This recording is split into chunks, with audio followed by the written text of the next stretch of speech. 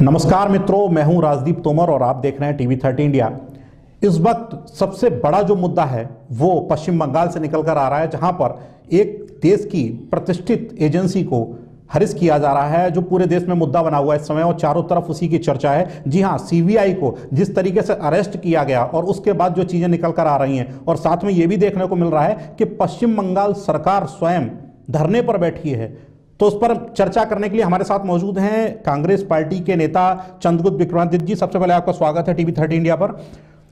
चंद्रगुप्त जी, जैसा कि देखने को मिल रहा है, शाम से एक ऐसा माहौल बनता है, चारों तरफ एकदम अफवाहों का माहौल बन जाता है और उसके बाद देखने को मिलता है देश की सबसे प्रतिष्ठित एजेंसी जिस पर लोग इतना विश्वास करते हैं जांच के मामले में, और उसको खुद अरेस्ट किया जाता है।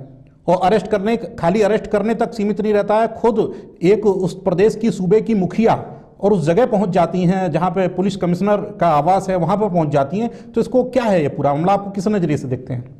पूरा देश देख रहा है जो पश्चिम बंगाल में हुआ, मीडिया भी देख रही है, और मीडिया तो चार स्तंभों में से एक स्तंभ है। और मीडिया का धन्यवाद है कि मीडिया ही हर बात को पूरे देश को पहुंचाने का काम करती है, जनता तक पहुंचाने का काम करती है। लेकिन आज जो पश्चिम बंगाल में हुआ है वो सीधा सा संदेश दे रहा है कि सीबीआई को भी केंद्र की गवर्नमेंट ने कठपुतली बनाकर रख दिया है। सीबीआई जो स्वतंत्र जांच का जिसको अधिकार होता है, जरूर वो सेंट्रल के अंडर में होती है, लेकिन उसको अधिकार होता है और सीबीआई पे पूरा देश भरोसा करता है। लेकिन आज जिस तरीके से जो कार्रवाई हो रही है, क्योंकि अभी पिछले दिनों आपने देखा कि ममता बनर्जी ने जिस प्रकार पूरे विपक्ष को इकट्ठा किया और एक सफल रैली की, पूरे देश में एक संदेश गया कि हाँ, आज देश मोदी जी के साथ नहीं विपक्ष के साथ खड़ा हुआ है। उससे मोदी जी को ये महसूस हो गया, अमित शाह जी को ये महसूस हो गया कि हम वापस नहीं लौट रहे हैं। केवल वो दर्द मोदी जी ने आज दे दिया और पूरे देश ने देखा जो नाटकीय मंचन हुआ है। नहीं, जैसे कि अब ये सुप्रीम कोर्ट के आदेश पर काम हो रहा है और चिटफंड घोटाले को लेकर जांच हो रही थी, तो इसमें तो कोऑपरेट करना चाहिए ना सरकार को, पश्चिम बंगाल सरकार तो। ममता जी तो वो जमीन से जुड़ी नेता है। मुझे लगता है ममता जी ने तो जिस महिला ने कभी शायद सैकड़ों से ज्यादा की साड़ी ना पहनी हो, मुझे जैसा लोग बताते केवल 200 रुपए की जो साड़ी पहनती हो, वो कभी ना तो घोटालों में कभी मुझे महसूस होता है कि उन्होंने किसी में संलिप्त नहीं होंगी, लेकिन केवल उन पर दबाव बनाना है। और जहां तक सुप्रीम कोर्ट की बात है, सम्मान करती है कांग्रेस पार्टी अपनी कोर्ट का, क्योंकि आज कोर्ट ना होती तो ये आज देश के जो प्रधानमंत्री हैं, जिनको आज लोग हिटलर शाही रवैये में देखते हैं, यदि वो ना होती तो शायद ऐसा ना होता। लेकिन फिर भी कहीं ना कहीं दुरुपयोग हो रहा है। और अभी पूर्व में भी जिस प्रकार सुप्रीम कोर्ट के मुख्य न्यायाधीश ने जो सब देखा, आपने पूरे देश ने देखा, उससे महसूस हो रहा है कि कहीं ना कहीं दखलंदाजी केंद्र सरकार की है। नहीं, जैसे कि आपने कहा कि पश्चिम बंगाल की मुख्यमंत्री हैं जो, उनको वो 100 सैकड़ा में साड़ी पहनती है, यानी कि 100, 200, 300 रुपए की साड़ी पहनती है। इस नजरिए से अगर ये कांग्रेस का नजरिया है, तो फिर उत्तर प्रदेश के मुख्यमंत्री योगी आदित्यनाथ हैं जो खुद सन्यासी हैं, तो अगर बात उस नजरिए से, तो फिर उनका विरोध क्यों? जब आप खाली अगर इसी सादगी को देखकर अगर बात करते हैं, तो फिर उत्तर प्रदेश के मुख्यमंत्री, उनका विरोध क्यों? दोनों में बहुत अंतर है। यदि योगी जी वास्तव में योगी हैं, जो वो कहते हैं योगी आदित्यनाथ जी, तो योगी को तो कभी सत्ता की जरूरत ही नहीं होती। और ममता जी और योगी में जमीन आसमान का अंतर है। ममता जी ने तो सदैव उन्होंने समाज सेवा के लिए काम किया, और मुझे लगता है कि अकेली मुझे ममता जी ऐसी नेता दिखती हैं जिन्होंने हमेशा संघर्ष किया। पुलिस सबसे ज्यादा दी, पुलिस के किसी ने डंडे खाए होंगे तो ममता बनर्जी का नाम सबसे आगे आता है, आंदोलनों में उनका नाम सबसे आगे आता है। तो उन्होंने तो संघर्ष किया है देश जनता के लिए। लेकिन योगी जी ने तो जो उनका उद्देश्य है, उस उद्देश्य से भटक के आज वो राज सुख भोग रहे हैं, ये आप देख रहे हैं। नहीं, एक चीज और है, जैसे वो सत्ता में है, पश्चिम बंगाल में उनकी सत्ता है और प्रशासन उनके हाथ में है, ऐसे में वो कोर्ट का रास्ता क्यों नहीं अपना रही? ये धरना प्रदर्शन सत्ता में रहते हुए अपने ही प्रदेश में धरना प्रदर्शन किया जाए। और यहां तक कि धरना प्रदर्शन की जो स्थिति अभी दिख रही है, वो साफ दिख रही है कि वहां पर कैबिनेट की बैठक भी वहीं पर बुलाई गई है। यानी कि इससे ये चीज क्लियर हो रही है कि वो धरना प्रदर्शन अभी हाल में खत्म नहीं होने वाला है, अगले 24 घंटे तक कम से कम खत्म ही नहीं होने वाला है। तो ऐसा सत्ता में रहते हुए करना पड़े आदमी को? केंद्र में जब तानाशाही रवैया है, ममता जी देश की प्रधानमंत्री नहीं, ममता जी पश्चिम बंगाल की मुख्यमंत्री हैं, और सीबीआई केंद्र के अंडर में आता है, आप सब पूरा देश जानता है। तो आज जो वर्तमान परिवेश में जिस प्रकार दुरुपयोग हो रहे हैं हर एजेंसियों के, उसके खिलाफ ममता जी को धरने पर बैठना मजबूरी थी। आगे जहां कोर्ट की बात है तो वो भी रास्ते अपनाए जाएंगे, लेकिन वर्तमान में पब्लिक को बताना है कि ये दुरुपयोग हो रहा है, हिटलरशाही रवैया हो रहा है। जब प्रदेश की मुखिया को नहीं छोड़ा जा रहा, गवर्नमेंट पे एक्शन केवल इसलिए, वो केवल वैमनस्यता है, उसमें कहीं देश हित नहीं नजर नहीं आता, केवल वैमनस्यता नजर आती है। 2019 का चुनाव बहुत नजदीक है, 4.5 साल से ऊपर का कार्यकाल केंद्र सरकार पूरी कर चुकी है। अभी पूरा आपने बजट भी देख लिया, जब अंतरिम बजट था और उसमें किस तरीके से लोक लुभाने वायदे किए गए, जबकि ये वायदे तो 4 साल पहले मोदी जी ने जनता से किए थे 15 लाख रुपए का। आज तक शायद एक पैसा किसी गरीब के खाते में नहीं आया होगा।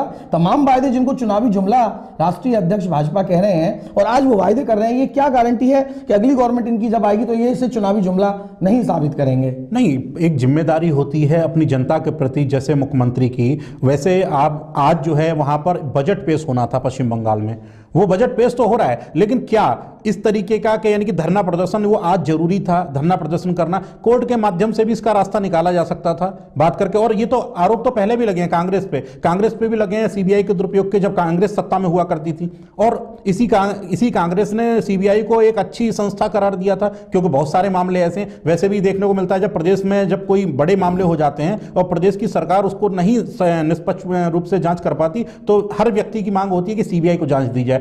इतनी बड़ी संस्था जिस पर पूरा देश विश्वास करता है, उस पर क्यों कांग्रेसी लोग या कांग्रेसी खेमे के लोग या ऐसे लोग जो एंटी बीजेपी लोग हैं वो उसका विरोध कर रहे हैं? नहीं, विरोध नहीं कर रहे हैं, लेकिन आप देखिए जब सत्ता का जब राजा ही गलत निर्णय ले तो प्रजा कहां जाएगी? तो प्रजा को तो भूख हड़ताल और अनशन और आंदोलन करने पड़ेंगे। तो आज राजा सही निर्णय नहीं ले रहा है, देश का राजा गलत निर्णय ले रहा है, पक्षपाती निर्णय ले रहा है। देश के राजा को केवल एक उद्देश्य है, देश के राजा का उद्देश्य केवल सत्ता में बने रहने का है, जनता हित का नहीं है। यदि जनता हित का होता तो आज पूरा आपको दिख रहा है कि तीनों राज्यों के अभी परिणाम आपने देखे, 5 राज्यों में भाजपा खाली हो गई, कांग्रेस 3 राज्यों में स्थापित हुई है। ये क्लियर है कि जनता कांग्रेस को देख रही है और भाजपा की जितने वायदे थे, भाजपा की जो कोशिशें थी सत्ता पाने की, वो केवल सत्ता पाने की थी, ना कि देश हित की थी। इसलिए एक चीज और है, जैसे कि वहां पर पश्चिम बंगाल में देखने को मिल रहा है, बीजेपी जो कि विपक्षी पार्टी नहीं है पश्चिम बंगाल में, और उसके बावजूद भी जो कल से जो माहौल पैदा हुआ है उससे कहीं ना कहीं सिर्फ अब ममता बनर्जी वर्सेस बीजेपी, यानी कि क्या आपको लगता है वहां पे कांग्रेस की स्थिति भी खराब हो रही है पश्चिम बंगाल में? नहीं, ऐसा नहीं है कांग्रेस की स्थिति। कांग्रेस तो राष्ट्रीय पार्टी है और कांग्रेस ने तो सदैव कभी कांग्रेस ने यदि सत्ता पाने के लिए कांग्रेस काम करती तो मुझे लगता है कि 2004 में माननीय सोनिया जी खुद ही वो त्याग की प्रतिमूर्ति जिसने प्रधानमंत्री पद अस्वीकार कर दिया हो और देश को एक ऐसा अर्थशास्त्री देश के प्रधानमंत्री के रूप में दिया हो कि जब पूरा विश्व मंदी के कगार पे था तब देश को यदि किसी ने स्थिर खड़ा कर रखा तो केवल मनमोहन सिंह जी थे।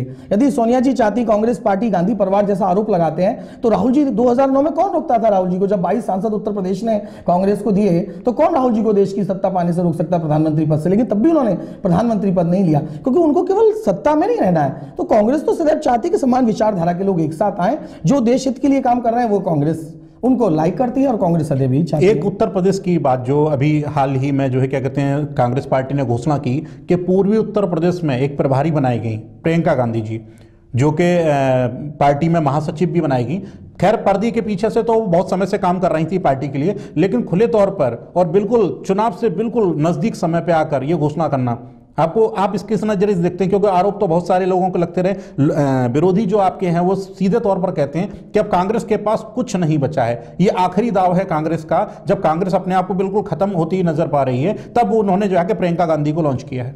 ऐसा नहीं है कि कांग्रेस के पास कुछ नहीं बचा है, कांग्रेस तो राष्ट्रीय पार्टी है और उतार चढ़ाव तो एक प्रकृति का नियम है, कभी सर्दी कभी गर्मी, ये प्रकृति का नियम है। और जनता को लगा कि बदलाव चाहिए बहुत टाइम, क्योंकि कांग्रेस पार्टी है जिसको देश की आज़ादी की लड़ाई लड़ी कांग्रेस ने, जहाँ एक छोटी सी लोहे की सुई नहीं बनती थी, वो आज पूरा जो देश हमें दिख रहा है। राजीव जी ना होते तो 21वीं शताब्दी के लिए, इलेक्ट्रॉनिक क्रांति के लिए, जिन्होंने संचार क्रांति के लिए काम किया, उस समय तो मुझे याद है कि हमारे पूर्व प्रधानमंत्री आदरणीय अटल बिहारी वाजपेयी जी बैलगाड़ी लेकर संसद तक गए थे, उन्होंने कहा था कि इससे बेरोजगारी आएगी, लेकिन आज उसी के बल पे पूरा देश तरक्की कर रहा है। तो कांग्रेस ने तो बहुत विकास किया है। और जहां तक प्रियंका जी की सवाल है तो प्रियंका जी हमारी लीडर हैं, प्रियंका जी लगातार काम कर रही थी। वो अलग बात है कि पर्दे के पीछे रह के, लेकिन अमेठी और रायबरेली में आपने उनको हर बार देखा हुआ जब भी इलेक्शन हुआ है, और कांग्रेस निरंतर बढ़ रही है। चूंकि कार्यकर्ता की डिमांड थी।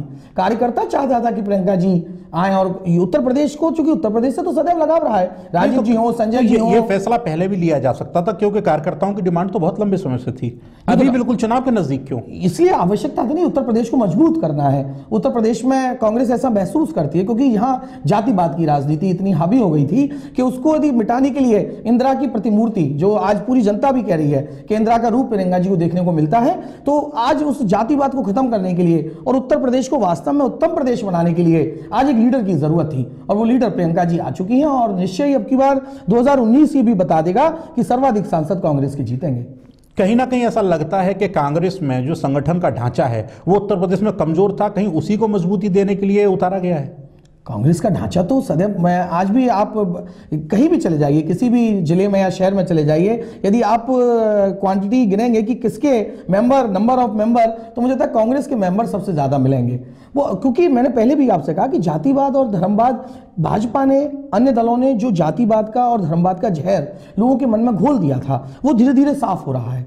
आदमी समझ रहा है कि इससे कुछ नहीं होने वाला, हमें देश के विकास की बात करनी है, हमें रोजगार की बात करनी है, हमें आवास की बात करनी है, हमें सड़क बिजली की बात करनी है, ना कि जातियों की बात करनी है। तो अब जनता समझ रही है, और कांग्रेस ने सदैव यही किया। कांग्रेस ने जब भी काम किया तो बेरोजगार लोगों को रोजगार दिलाने का काम किया, कांग्रेस ने काम किया, महिलाओं को सम्मान दिलाने का काम किया, उनकी सुरक्षा का काम किया। कांग्रेस ने कभी जातिवाद के नाम पर तो वोट मांगा ही नहीं। कांग्रेस ने ये नहीं कहा कि आप, हम इसलिए ये काम कर रहे हैं इसलिए क्योंकि हमें माइनॉरिटी का वोट मिलेगा, हम इसलिए काम कर रहे हैं कि हमें हाई कास्ट का वोट मिलेगा। कांग्रेस तो सदैव काम किया, जनहित के लिए काम किया। उसमें सब आते हैं। कांग्रेस का तो एक ही विचारधारा है। कांग्रेस वो पार्टी है जिसने सदैव ये सोचा कि हिंदू, मुस्लिम, सिख, ईसाई और आपस में है भाई भाई।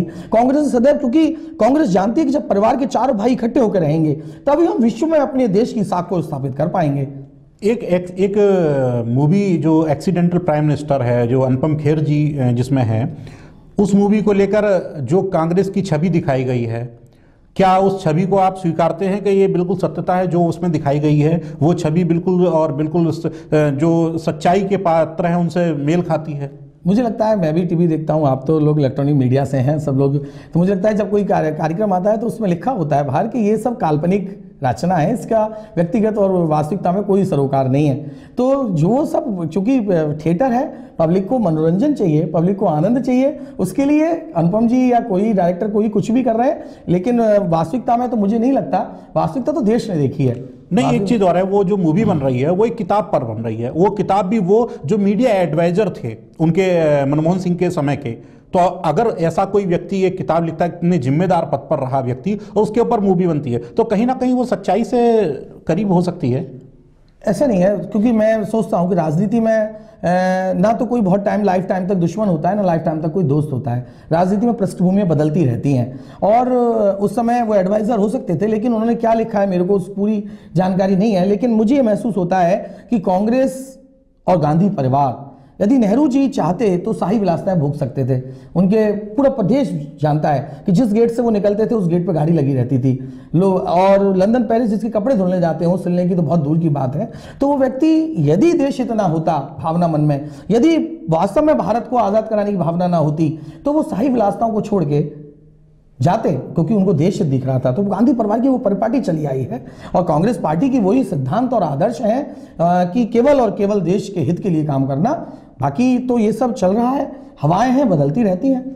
बहुत बहुत धन्यवाद आपका अपने विचार रखने के लिए, पार्टी की तरफ से भी थैंक यू। जैसा कि हम लोग देख रहे हैं कि एक माहौल बना हुआ है। हमने बात की चंद्रगुप्त विक्रमादित्य जी से, जो कि कांग्रेस के नेता हैं, और उन्होंने बताया, बहुत सारी चीजें बताई। एक तो पश्चिम बंगाल में जो वर्तमान में माहौल है और जिससे पूरे देश में अलग अलग तरह की प्रतिक्रिया निकल कर आ रही हैं, उन सब पे बात की। और साथ ही साथ जो है प्रियंका गांधी के उत्तर प्रदेश में जो एक धमाकेदार एंट्री हुई है उसको लेकर भी बातचीत की। और इसी तरह की और भी बातें हम करेंगे, बहुत जल्द आएंगे आपके बीच में और जानने का प्रयास करेंगे, और भी कई लोगों के राय जानेंगे इसके माध्यम से कि क्या है इस पूरे जो है मामले के पीछे। तब तक मुझे दीजिए इजाजत, नमस्कार।